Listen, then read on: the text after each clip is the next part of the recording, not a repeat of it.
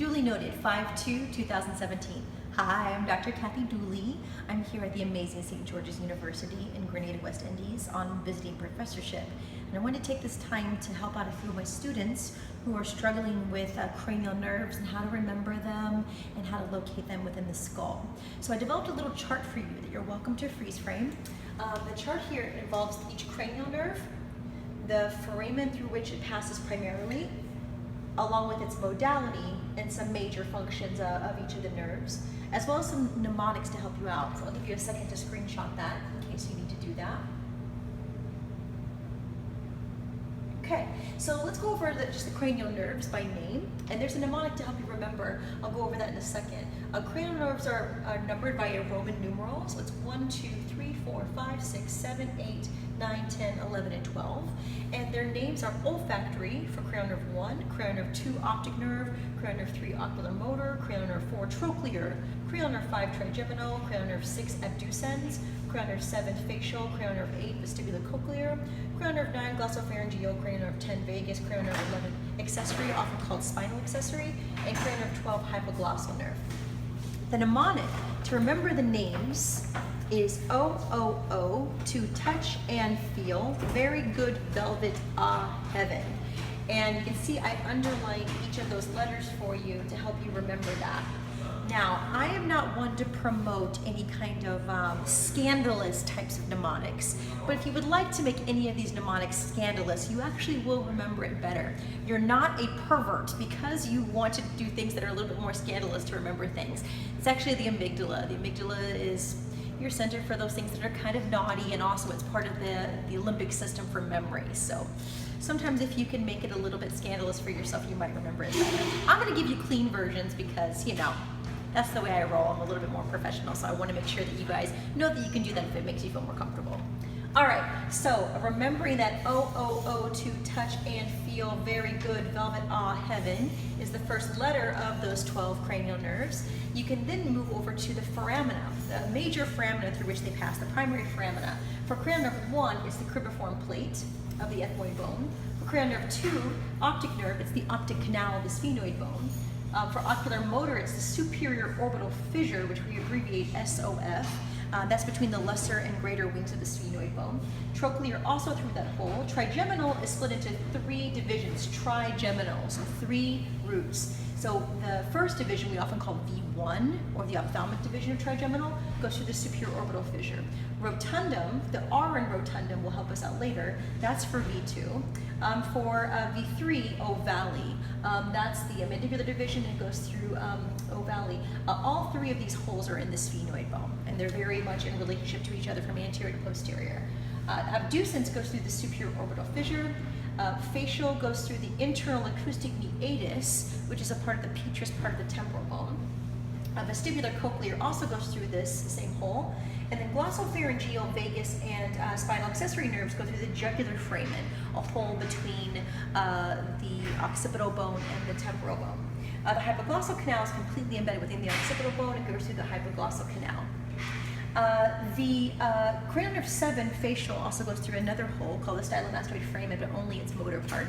And then accessory, we'll talk about its spinal part, also going through an accessory hole called the foramen magnum.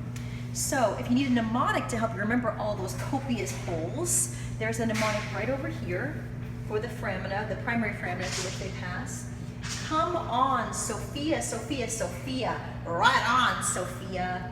I'm into jugs, jugs, jugs of honey. And so if you go over to here to the foramina again, you'll see that each letter I've underlined for you. Oh, I skipped rotundum and ovale, so make sure you underline those. Internal acoustic meatus, jugular foramen, make sure that you underline all of those relative to the mnemonic, and that should help you out. So come on, Sophia, Sophia, Sophia, right on, Sophia. I'm into jugs, jugs, jugs of honey. Now, for the modalities, each of the 12 cranial nerves has specific modalities associated with them. For the modalities, you can see down here, we have a mnemonic for you based upon somatosensory, S, M, skeletal motor, also called branchial motor for the cranial nerves, and B for carries both types. M should not be mixed up with the preganglionic or postganglionic autonomics, so a little bit of a separate pathway. But our mnemonic for that is some say marry money, but my brother says big brains matter more.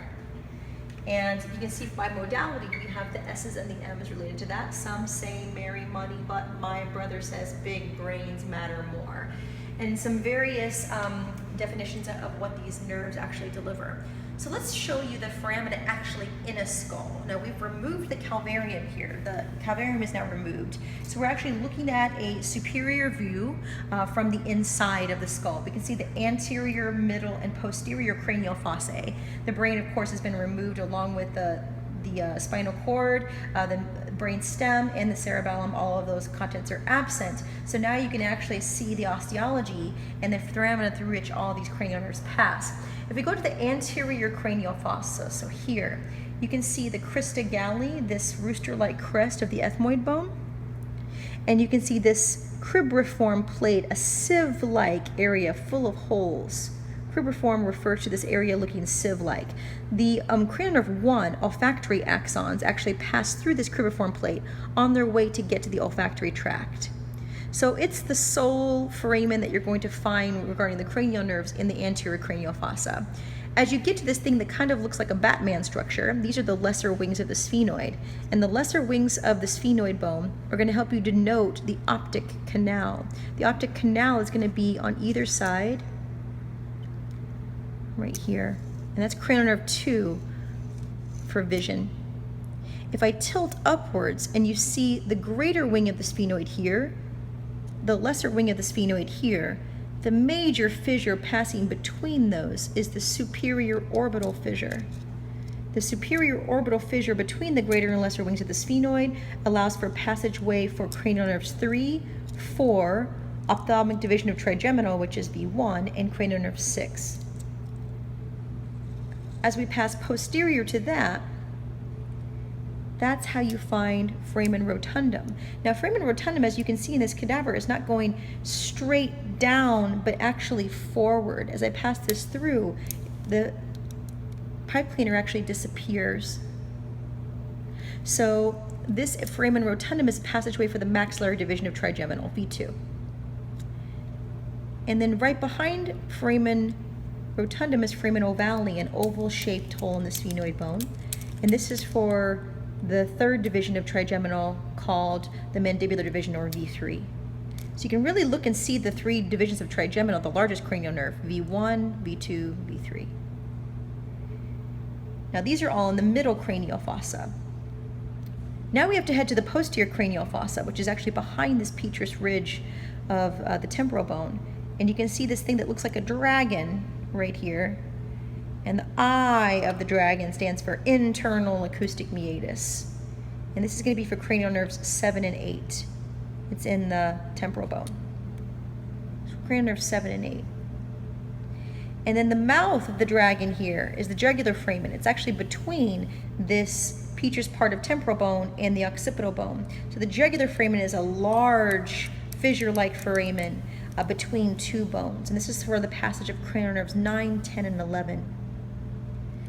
And then when you get to cranial nerve 12, you'll be actually in the hypoglossal canal, completely within the occipital bone. So it has no direct relationship with the temporal bone. So hypoglossal canal seen just inferior to the jugular foramen. So in the posterior cranial fossa, you can see internal acoustic meatus, jugular foramen, hypoglossal canal, 7, 8, 9, 10, 11, and 12 are the cranial nerves that pass through them. And look how they're in a nice vertical line. It's very helpful.